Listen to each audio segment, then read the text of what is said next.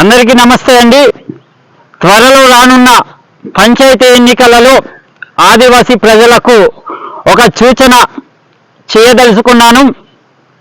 అయ్యా ఆదివాసీ ప్రజలారా, పంచాయతీ ఎలక్షన్లో కూడా కొంతమంది దుష్ట శక్తులు వచ్చి రాజకీయ రంగు పులిమే ప్రమాదం ఉంది. కాబట్టి నా ఆదివాసీ ప్రజలు ముందుగానే మేల్కొంటారని ఈ వీడియో చేస్తున్నాను.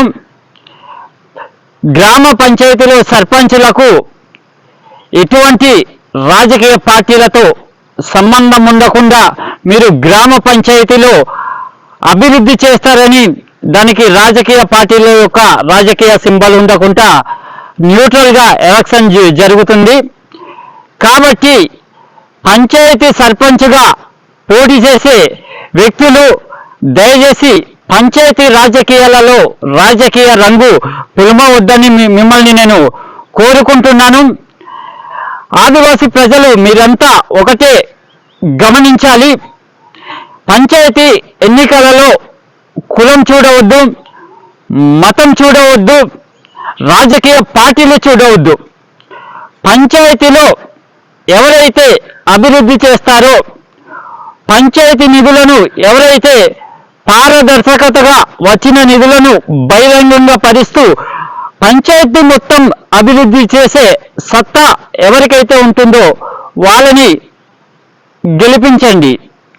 లేకపోతే పంచాయతీలు అభివృద్ధి చెందదు. కాబట్టి దోచుకునే వాళ్ళకు కాకుండా అభివృద్ధి చేసే వాళ్ళకి ఈ పంచాయతీ ఎన్నికలలో మీరు గెలిపిస్తారని కోరుకుంటున్నాను. డబ్బులకు లేదా సార ప్యాకెట్లకు లేదా బిర్యానీలకు ఆశపడి ఓటు వేయకండి. ముఖ్యంగా తాగి వెళ్ళి ఓటు వేయకండి. చాలా మంది ఎలక్షన్స్ వస్తే చాలు ముందు సార ప్యాకెట్ బీర్ బాటిలో తాగేసి వెళ్ళి ఎవరికి ఓటు వేస్తారో తెలియదు వీళ్ళు. కాబట్టి డ్రంక్ అండ్ డ్రైవ్ లాగా మన పంచాయతీ ఎన్నికలలో కూడా డ్రంక్ అండ్ ఓటు నిర్వహిస్తే బాగుంటుందని నా అభిప్రాయం.